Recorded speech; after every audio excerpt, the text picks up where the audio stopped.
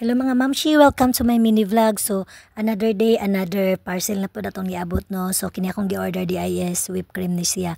So, last time ang good is wala mo mga available dito sa mga baking supplies. So, nga mga whipped cream nga katong ganahan gyud ako nga whipped cream. So, sa online na lang ko nag-order og mo ni siya karon niabot na ang ECC whipped cream na to. Kay mo naman gud ni siya ang akong ginagamit gud kay ganahan ko ba kay at least kung init kaayo dili siya dali mag-melt ba. So naaman tay order karon, so mo niya tong gamiton. So makita gyud nimo kung unsa day siya ka stable di ay nga whipped cream di ay. So mo ni akong ginagamit karon nga whipped cream. So wala din ako napakita day no kung giunsa nako pag kuan pag mix ang whipped cream kay nalubat na manggod ko ato. So that's why short ra gid kay akong na video. Anyway, mas naka-save day ko sa akong pag-order og whipped cream sa through online kay kuan siya compare sa kanang akong gipalit sa baking supply. Mas baratohan ako sa iyaha. Sa mga baker ma'am day nato diha no.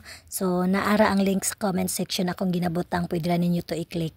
And then mas tiada gyud nga mas daghan imong orderon kay makasave ka. Kay kuan barato ra siya basta daghan tingob imong orderon. Ya kasagara pod ako mga gamit di ay sa baking mga mamshino kay sa online ra gyud nako napalit. O sige dire ako kutob kay nahuman na ang ako ang cake. So short ra gyud katong video. Bye-bye.